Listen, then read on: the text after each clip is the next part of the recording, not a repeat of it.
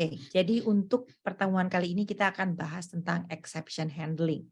Saya nggak akan ngejelasin dengan detail banget apa itu exception. Saya yakin Anda semua udah pernah ketemu, paling nggak sekali dalam programming udah pernah ketemu. Bikin program Java selama DDP2 ini pasti pernah ketemu. Salah satunya yang akan saya gunakan sebagai contoh adalah yang sama seperti yang tadi dipakai di video pengantar di paling depan. Perhatikan potongan kode berikut ini. Wah, kenapa dia jalan? Potongan code ini ya. Nah, di potongan code ini kan dia melakukan sesuatu keluar tulisan arithmetic exception division by zero. Kalau kita lihat potongan code-nya kok di hide ya. Sorry, kita unhide dulu ya biar kelihatan.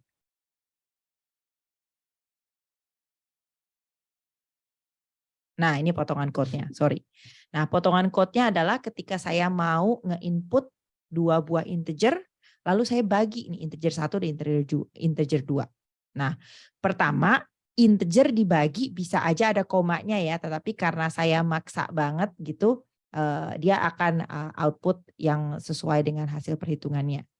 Nah, tapi kalau saya tiba-tiba iseng nih ya, 1, 0 gitu ya outputnya, maka dia akan mengeluarkan exception. Nah, ini yang dinamakan exception.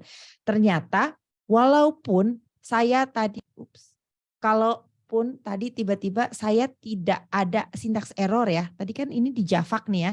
Saya compile nggak ada problemnya. Secara sintaks dia udah oke nih, udah benar bagus ya. Tetapi ternyata ketika saya nge-run di runtime, saya menemukan sesuatu yang nggak disukai. Yaitu pembagian dari 0. Ini dosa besar ya dalam kalkulus, tidak boleh dibagi dengan 0. Jadi sampai saat ini sebetulnya kita sudah punya beberapa tools yang bisa kita manfaatkan untuk menjelaskan, untuk menghandle supaya jangan sampai ada orang masukin 0 di input 2. Sejauh ini kita udah belajar pakai if clause juga bisa ya. Saya pakai if else aja, if zero ya jangan dibagi gitu ya. Kita juga sudah belajar untuk memisahkan prosesnya pakai methods. Jadi contohnya kalau pakai if, saya bisa pakai if seperti ini ya. Pokoknya nggak boleh pakai kalau misalnya dia dapat 0, saya tidak mau melakukan pembagian. Lebih modular lagi kalau saya sekalian aja deh bagian yang berpotensi problem yaitu proses pembagiannya itu saya keluarin deh jadi method gitu ya. Saya punya method quotient yaitu saya ngirim argumen number 1 dan number 2 ini baru saya bagi di sini gitu ya. Saya bagi dan if 0 maka saya nggak mau. Kalau misalnya dia enggak 0 baru saya mau return. Jadi ini saya memisahkan bagian yang berpotensi error. Lalu nih saya bisa pakai method. If else-nya tetap ya, if else-nya tetap ada di dalam.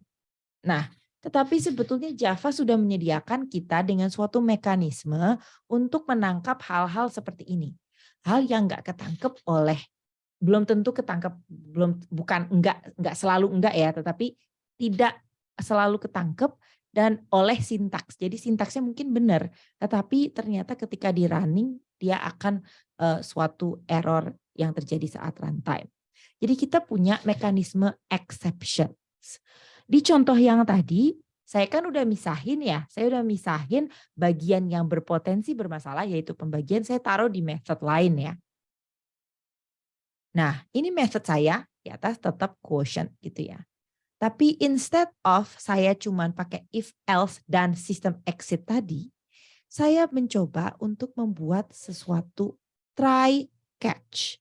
Dan ini yang dinamakan dengan trying to catch the exception gitu ya. Saya sadar bahwa program saya berpotensi melakukan menimbulkan suatu yang dinamakan exceptions sehingga saya bisa menghandle-nya jika dia terjadi. Ini yang dinamakan dengan exception handling. Anda mungkin sudah pernah mengalaminya sebelumnya. Nah, kenapa sih kita perlu mendefinisikan exception ini dalam program Java? Kan ideally semua error atau semua potensi error itu ketangkep saat compile time dong ya. Namanya itulah salah satu keunggulan dari Java. Java is compiled and interpreted. Saya punya satu step sebelum saya bisa melakukan eksekusi program saya, yaitu syntax check itu ya ketika saya compiling. Jadi idealnya kalau gitu program Java saya compile ketangkep dong yang salah-salah. Idealnya begitu.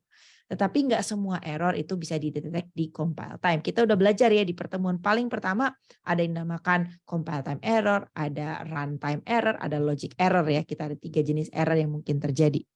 Nah, kalau terjadi error yang di runtime itu, ini akan mengacaukan jalannya program. Karena apa yang terjadi kalau tiba-tiba error gitu ya, kayak contoh tadi, dia akan langsung exception. Nah, programnya akan terminate, saya nggak bisa ngapa-ngapain lagi. Bayangkan kalau saya punya sistem atau suatu program Java yang cukup besar dan penting bagi saya agar program ini jalan terus. Mungkin dia ngerjain hal-hal lain ya, nggak cuman ngecek 2 integer, tapi ngerjain semua barang-barang lain. Jadi bagi saya penting agar program saya jalan terus. Maka saya perlu menyediakan mekanisme untuk program saya bisa menangkap ketika error kayak tadi input 2 integer ternyata bagi 0 itu terjadi. Oh, ketangkep nih. Oke, saya tangkap dan saya informasikan. Tetapi lanjut terus programnya. Gitu. Dan ini adalah error reporting model, kan di-report ya. Jadi saya mau suatu model yang bisa menangkap ketika terjadi error kayak tadi, tetapi jangan sampai program saya terhenti. Kamu laporin aja ke saya gitu ya. Oh, ada error ini, tapi programnya jalan terus. Dan ini akan meningkatkan robustness atau robustness itu bahasa Indonesianya apa ya? Tetapi lebih tahan banting lah ya code-nya sehingga kita bisa membuat program yang lebih robust. Ini adalah satu potongan code yang menerapkan exception handling. Saya ambil dari contoh yang tadi ya, yang ketika kita mau proses 2 integer tadi. Nah, note bahwa ada 2 keyword baru nih yang muncul di dalam exception handling. Try dan catch. Try itu ditutup, itu satu blok ya, ditutup dengan kurung kurawal. Isinya adalah statement-statement yang mungkin saja terjadi error yang tadi, yang kita antisipasi gitu ya. Tadi pembagian 0 ya dalam kasus ini. By default, itu akan, kalau saya punya exception kejadian gitu ya, method yang lagi dipanggil itu yang menimbulkan error itu akan ke-interrupt, akan selesai. Nah, daripada keselesai dan berhenti, saya mau nangkep aja. Jadi di sini saya punya, cobain dulu deh, try to do this, coba lakukan ini, tapi just in case terjadi sesuatu, dalam hal ini arithmetic exception tadi ya, pembagian 0, saya mau catch. Lalu untuk kejadian tersebut saya akan sediakan error message yang informatif sehingga user bisa tahu, oh error tuh apa sih, exception apa sih yang terjadi di sini. Kenapa sih sebaiknya kita pakai exception ini ketika menghandle unwanted situations? Nah, karena kalau saya udah pisahin, tadi kan saya udah pisahin ya yang berpotensi problem saya pisahin jadi method, lalu saya masukin try lagi, gitu kan. Nah, saya juga bisa memisahkan program utama saya dan bagian yang nge-handle exception. Tadi ada ya salah satu pertanyaan yang ada di kuis tadi, itu ada di kuis tadi ada pertanyaan, apa sih salah satu keuntungannya exception? Kita memisahkan antara caller dan callee. Siapa yang memanggil exception tersebut dan bagaimana kita handling. Kita pisahin tuh handlingnya. Satu program saya yang mungkin error, satu gimana saya bisa menghandle program tersebut.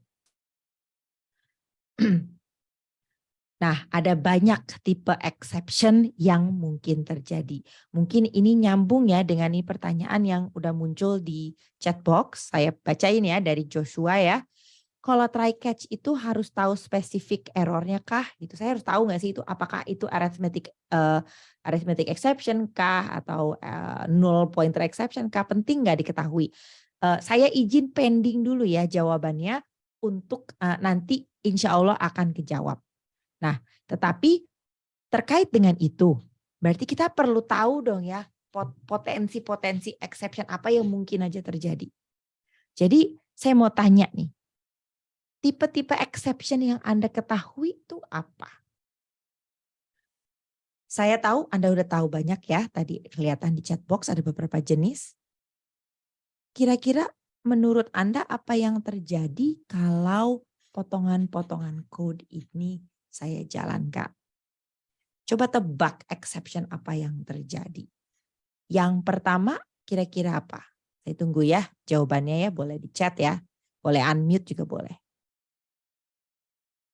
Sorry, kepencet. Sorry. Ya, yang pertama adalah Stack Overflow. Karena note ya, ini adalah recursive call. Tapi recursive call-nya ini ya, infinite loop. Dia manggil diri sendiri nggak selesai. Jadi dia akan Stack Overflow error. Lanjut, yang kedua. Ini apa ya? Apa yang terjadi di sini? Ada yang tahu? Array index out of bound. Yang kedua dulu. Bukan, yang kedua bukan index out of bound. Ini belum saya punya, ini loh, belum punya array loh, belum saya akses. Exactly, Dava, thank you. Dava udah jawab, negative array size. Betul. Jadi ini adalah exception, namanya negative array size exception. Lalu yang terakhir itu yang tadi udah dijawab ya, sama Adrian dan Juan tadi di chat. Yang terakhir itu adalah array index out of bounds. Banyak ya, banyak banget. Tetapi sebenarnya yang perlu diketahui, saya rephrase ya. Anda tetap penting untuk mengetahui jenis-jenis exception. Tetapi ada cara mudah untuk mengorganize semua jenis exception ini seperti ini. Ini adalah tipe-tipe exception atau errors yang mungkin terjadi di dalam program, bukan syntax error ya.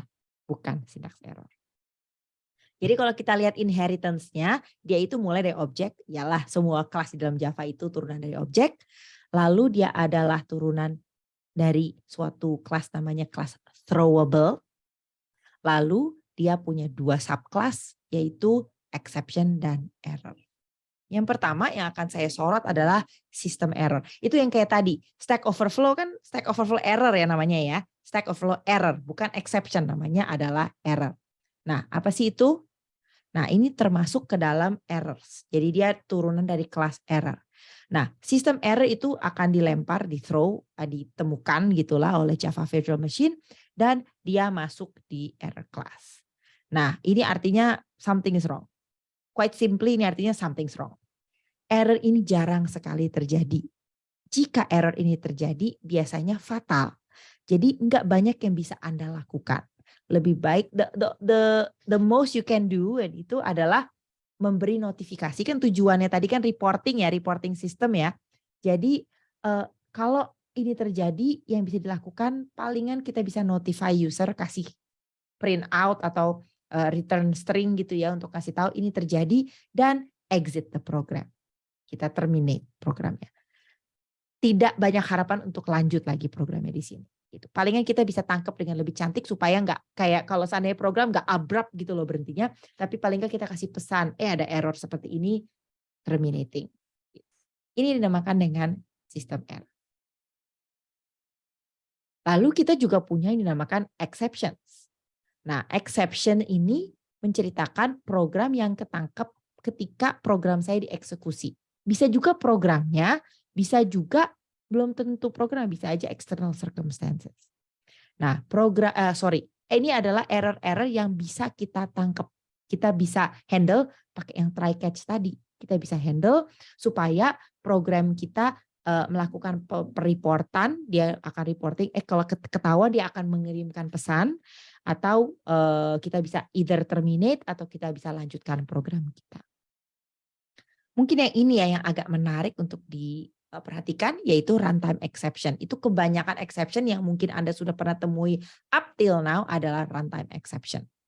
Runtime exception ini yang kayak tadi, arithmetic exception, null pointer exception, index out of bound exception, dan seterusnya. Perlu hafalin nggak Bu? Nggak perlu ngafalin lah ya, saya juga nggak hafal. Tetapi ada baiknya Anda tahu jenis-jenis yang biasanya muncul. Lebih penting lagi Anda tahu kira-kira kalau saya bikin method ini potensinya apa yang muncul. Potensi exception yang mungkin muncul dari potongan code saya itu yang mana. Itu ada baiknya kita ketahui.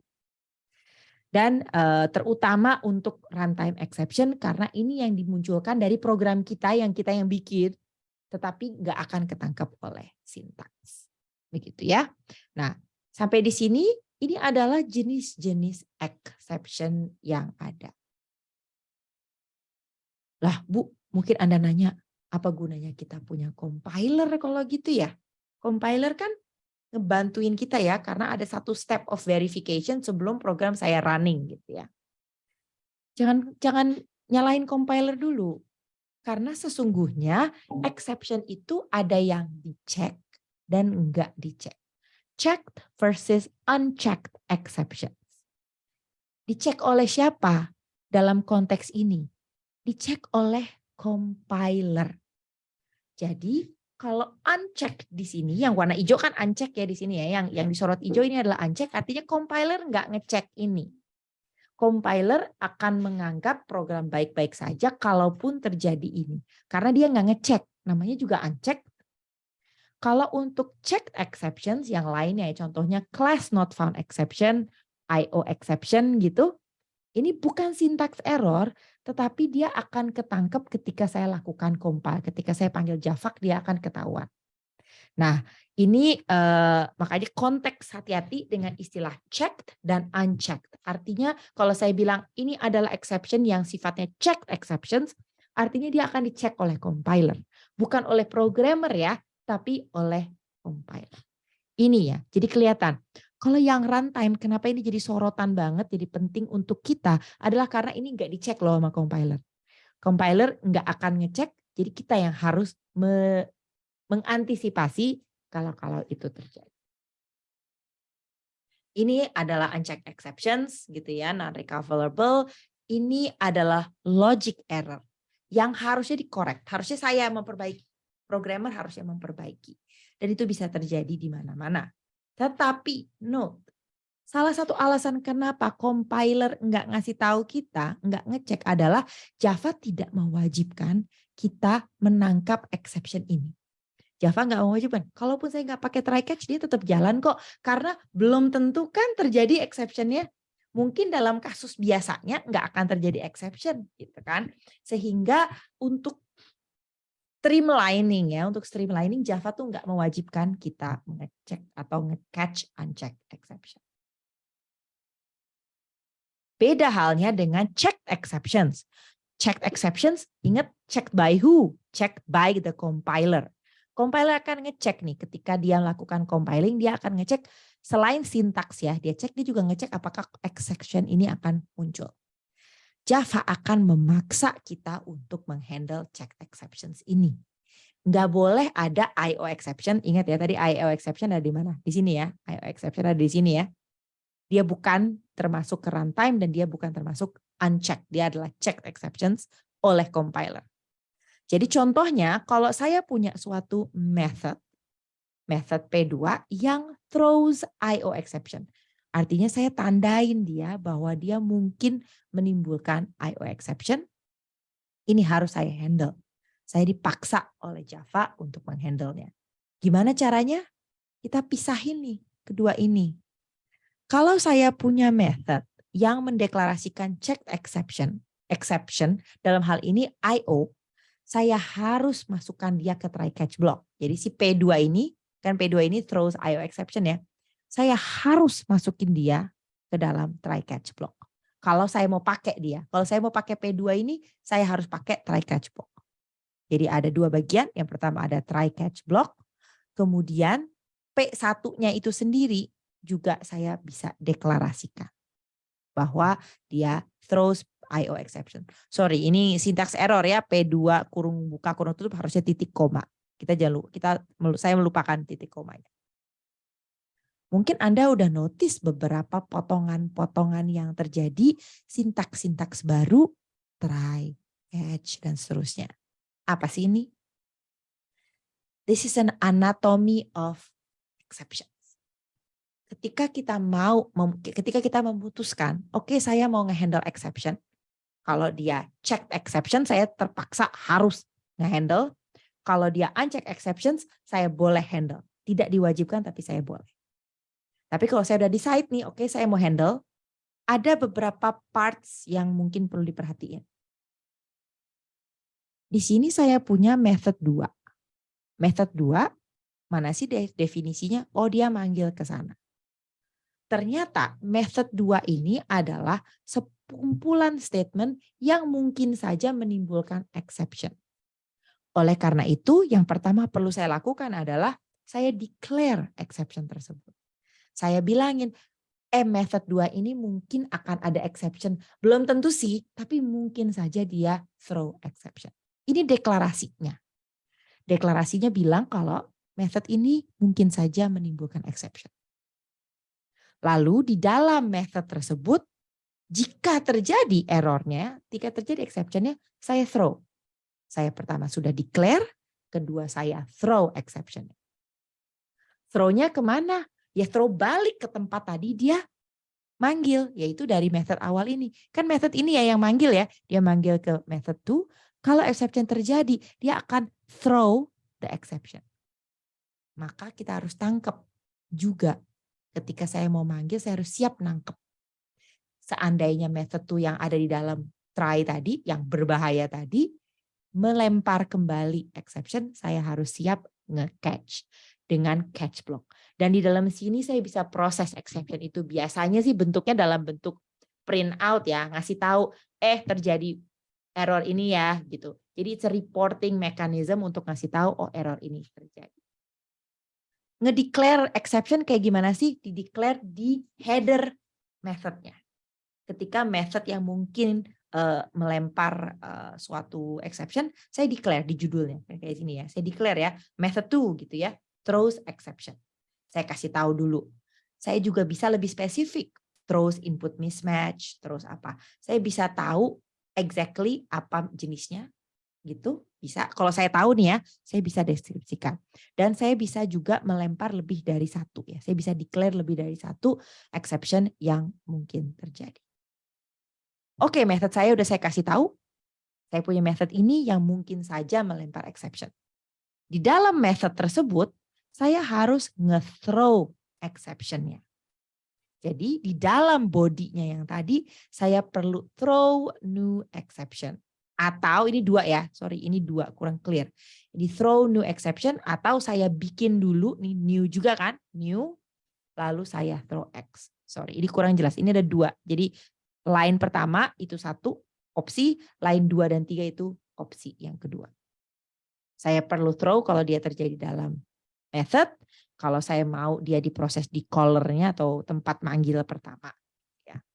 Tetapi seandainya saya mau menghandle exception-nya di dalam methodnya, jadi di dalam method yang ini nih, misalkan saya maunya nge-handle di dalam sini, maka saya tidak harus sih nge-throw kembali ke callee-nya. Contohnya seperti ini. Ini adalah suatu deklarasi ya, deklarasi method yang saya deklarkan dia throws illegal argument exception dan ini saya kembalikan. Kalau dia terjadi, saya lempar balik. Ada new illegal argument exception nih, gitu. Dan itu saya kirimkan balik ke tempat yang memanggil set radius. Seandainya saya mau handle di dalam sini, saya nggak perlu melakukan throw. Tapi kalau saya memutuskan, saya mau throw balikin ke callee-nya. Siapa yang manggil? Allahu Akbar. Kaget saya. Halo? Kayaknya lupa nge-mute ya. Saya mute-in ya.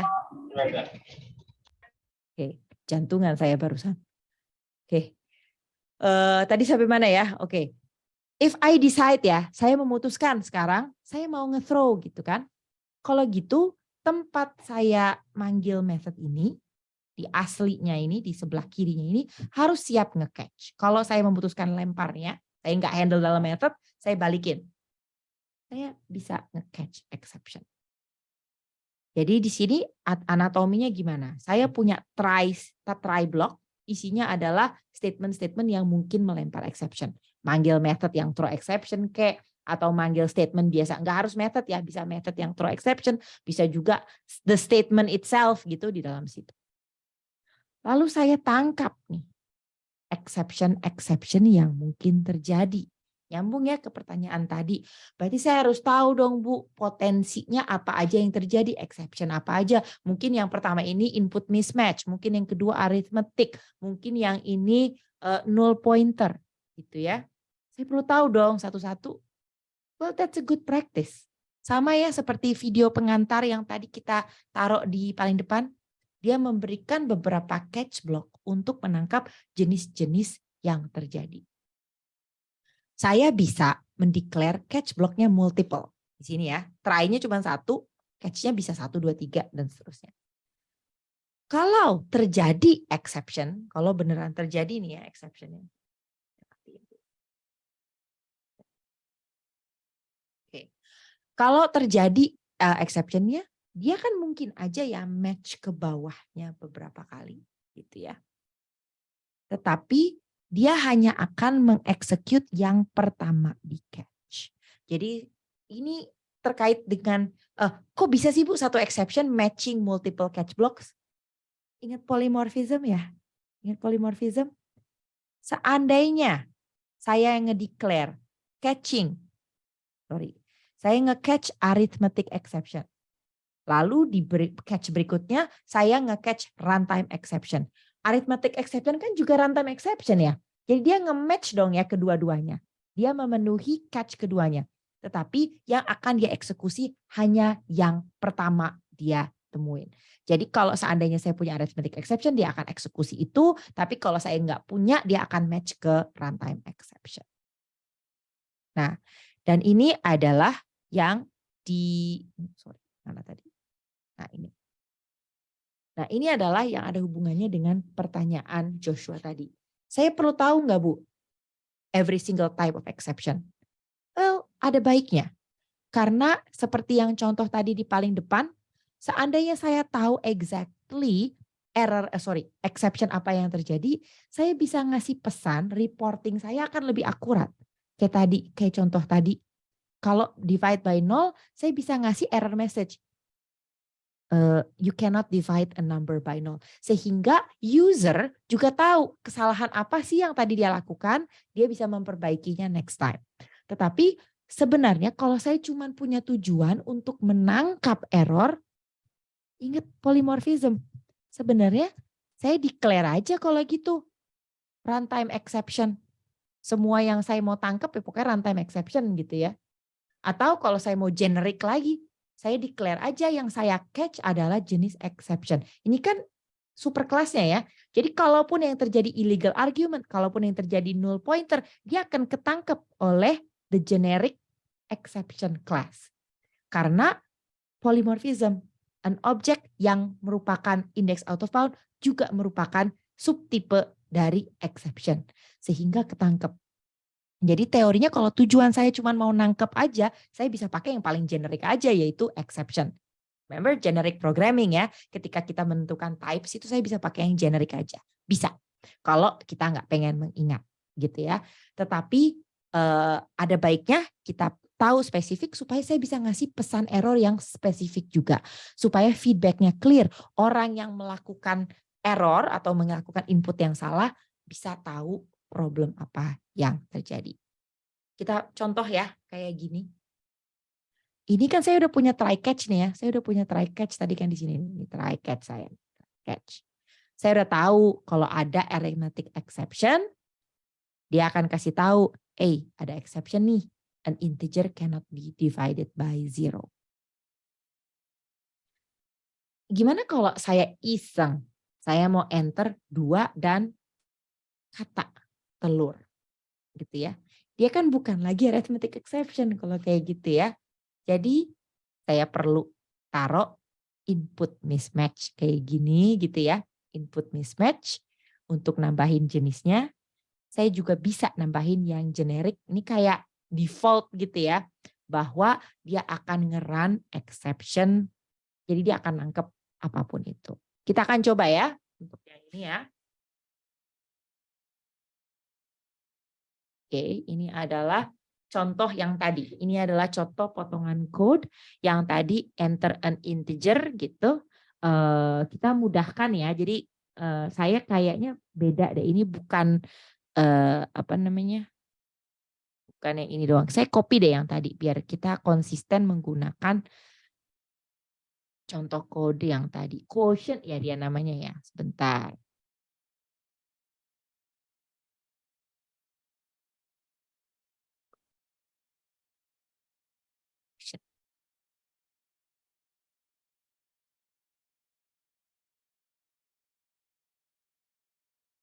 Ini dia. Oke, nemu nih, nemu. Oke. Jadi ini kan contoh yang tadi ya. Itu if number dia akan throw arithmetic exception gitu ya. Nah, kalau di sini ke catch arithmetic exception ya di sini, dia akan kasih tahu exception. An integer cannot be divided by 0. Ya, kita coba jalanin dulu deh biar clear. Saya coba ya. Java tadi judulnya apa? Quotient.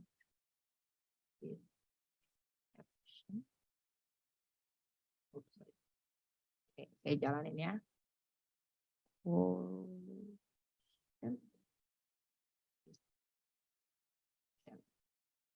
Gitu ya. 2, 0. Gitu ya. Dia ngasih tahu saya an integer cannot be divided by 0. Tetapi seandainya tadi saya nggak tahu jenisnya ya, dia pokoknya exception aja gitu kan. Nah, kalau dia jenisnya exception, bukan arithmetic, nggak masuk akal untuk saya berikan ini dong ya, sespesifik ini. Biasanya kita cuma kasih tahu something is wrong, gitu kan. Jadi kalau saya jalanin 2 dan 0 gitu ya, exception something is wrong. A clueless user akan bingung, apa yang salah tadi? Kenapa? What's wrong? Apa yang tadi error ya? Kan gitu ya. Sehingga kalau saya bisa spesifik itu akan menguntungkan both untuk user maupun untuk sistem. Saya tahu exactly kesalahan apa yang tadi diperbuat. Bu, ini kok tadi throw-nya arithmetic exception, yang ditangkap exception tetap jalan. Ingat tadi ya, polymorphism. An arithmetic exception kan juga tetap termasuk ke exception. Ya kan? Karena dia juga dia adalah anaknya ya, anaknya exception sehingga dia tetap ketangkap di situ. Jadi contohnya misalkan saya lakukan kayak gini ya. Sorry, nggak perlu compile ulang deh. 2 dan halo semua gitu ya. Dia nggak ketangkap. Oke, kalau gitu kita perlu tahu untuk jenis errornya supaya saya tangkap, tetapi saya selalu bisa melakukan, saya nggak usah pakai throw yang spesifik deh kalau gitu. Bentar, kita coba run ulang. Biar ketangkep itu loh sama exception-nya. Ya, dia ngasih tahu kalau dia ada input mismatch. Sorry, bentar ya.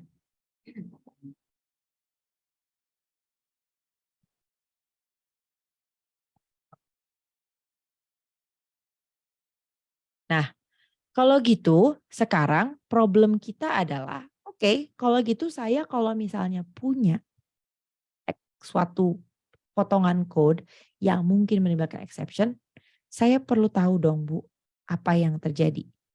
Saya punya 2 argumen terhadap ini. Yang pertama adalah ketika Anda merancang program, yes, you should know what problems could occur.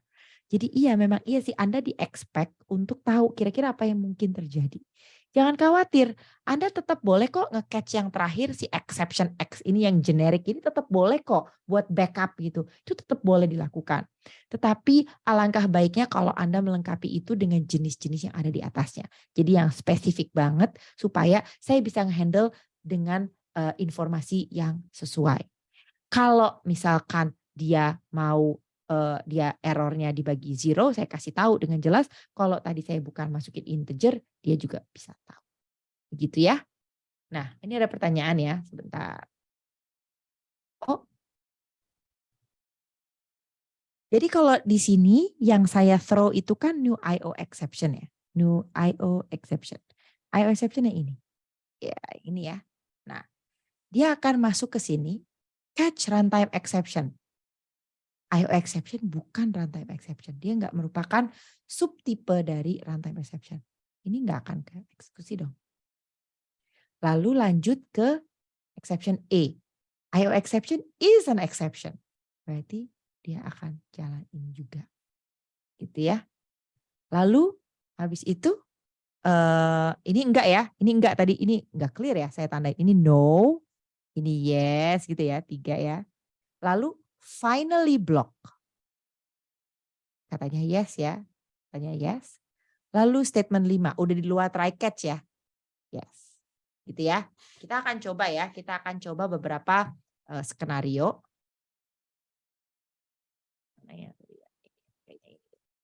Oke. Ini adalah study exception 4. Tadi saya kasih nama kelasnya, sorry nggak penting juga saya sebut, mohon maaf. Nah, ini saya punya bagian try block, dia nge-throw new IO exception. Dia nge-catch runtime, tadi kita udah ngomong harusnya enggak ya.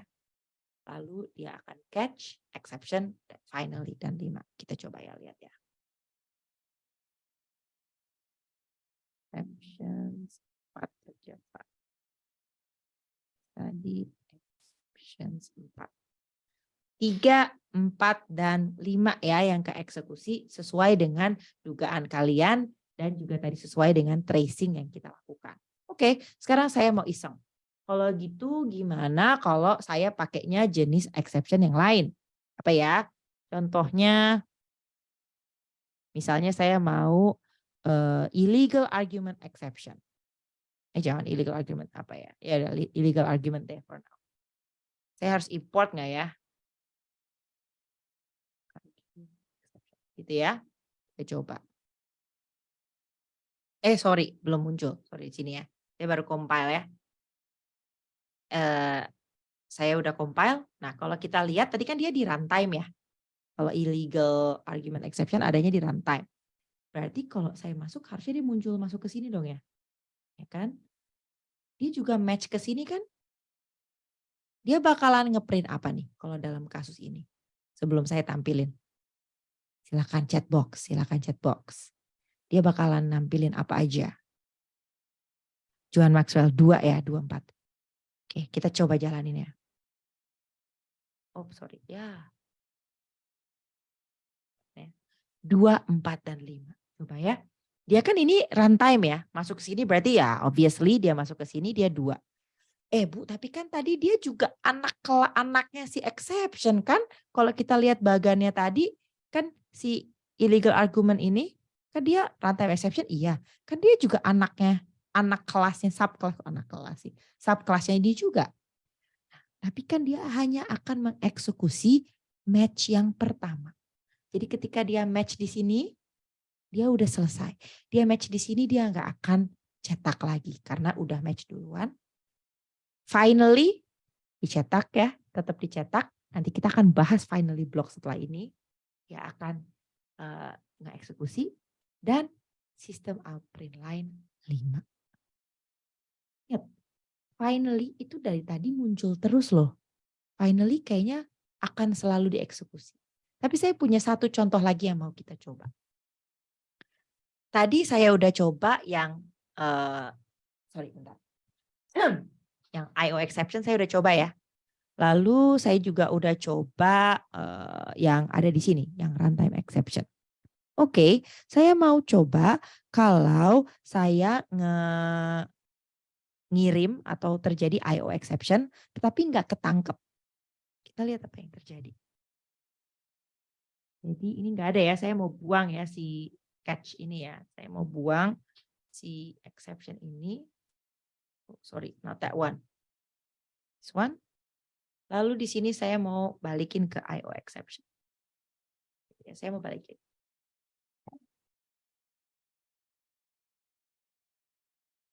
Oke, kalau IO exception kita ingat bagannya IO yang sini ya. Ini IO. Clear dulu, sorry. IO yang ini. Kalau tadi saya cuma nangkep runtime. IO bukan runtime, jadi dia nggak ketangkep. Saya juga nggak kasih tangkepan exception doang. Ya, kan dia nggak punya. Jadi apa yang terjadi? Kita akan coba jalanin.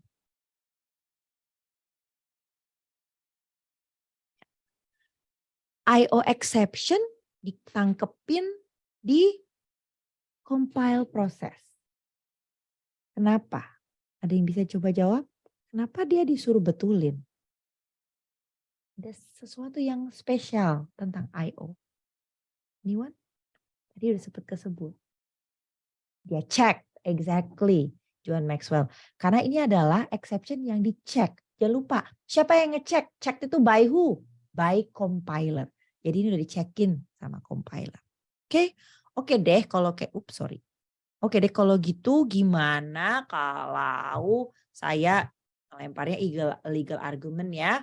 Jangan runtime deh. Saya nggak mau, tapi yang saya mau cek adalah input mismatch. Gitu ya.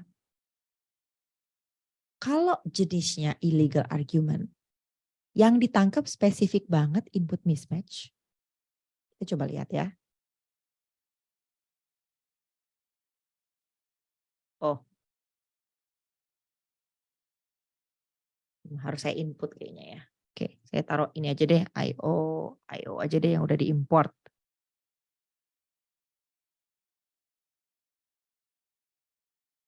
Compile. Nggak boleh karena dia catch, dia check ya. Yang lain apa ya? Null pointer bisa nggak?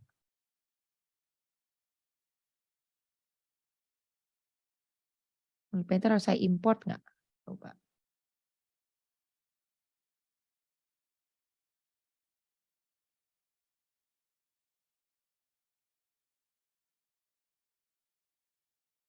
Ini tadi saya typo kali ya tadi. Sempat typo bukan sih tadi? Karena null pointer kok bisa? Oke, dia bisa ya. Saya coba jalankan.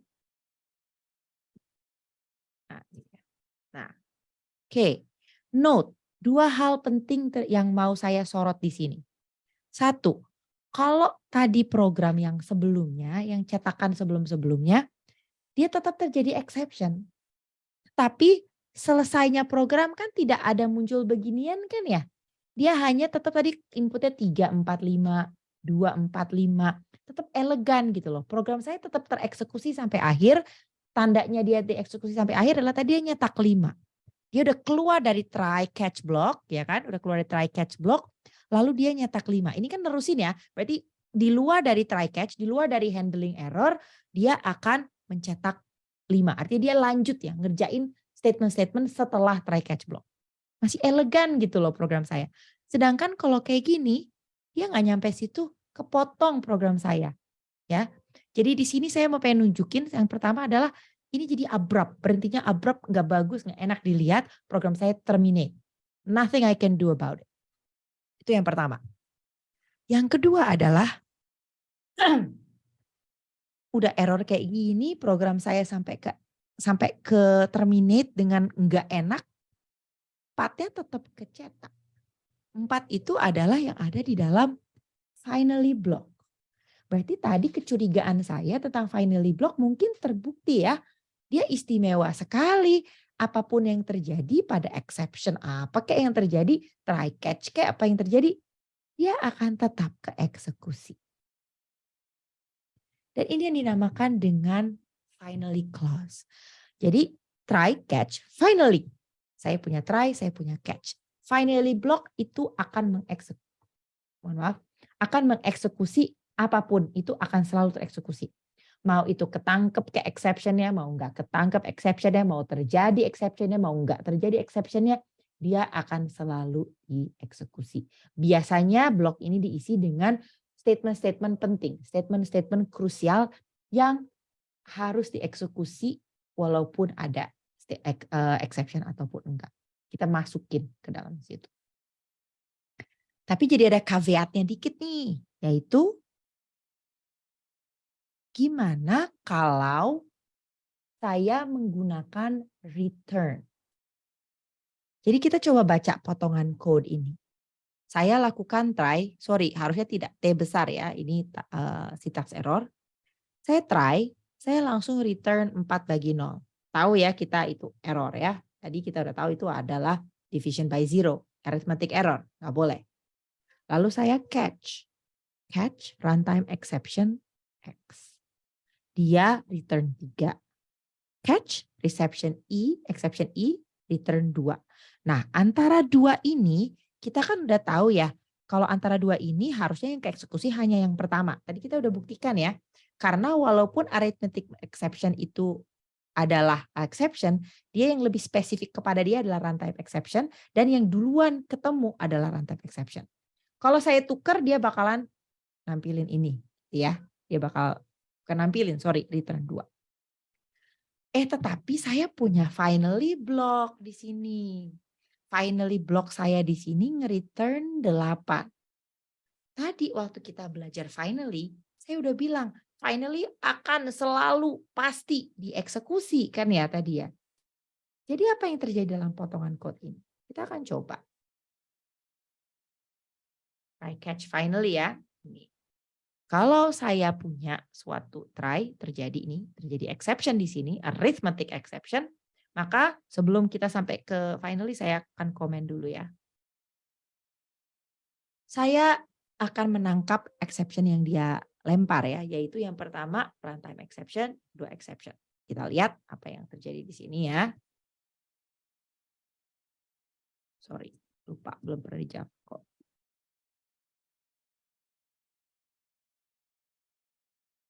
Oke. Itu 3 ya. Karena dia runtime exception. Iseng saya tukerin urutannya. Tuker urutannya. Dia malah error karena yang lebih spesifik ya. Dia muncul duluan, kok dia error ya? Ternyata nggak boleh ya. Berarti emang harus mulai dari yang paling spesifik dulu ya. Nggak boleh dimulai dengan yang lebih itu. Dia bilang runtime exception has already been caught. Gitu ya. Dia udah ketangkep gitu ya sama si exception di atas. Jadi dia nggak boleh lagi. Oke. Well known, saya forgot. Nah, problemnya adalah kalau saya punya finally block. Dia return 8. Ya, saya coba. Saya compile, jalankan. Dia return 8. Padahal jelas-jelas tadi waktu kita comment finally blocknya, dia return 3 ya. Dia return runtime exception. Karena jelas-jelas terjadi exception kok ya. Jelas-jelas terjadi exception, dia masuk ke sini. Tetapi gara-gara saya membuat finally block, dia itu dia menimpa apa yang terjadi sebelumnya, dia nggak langsung nge-return.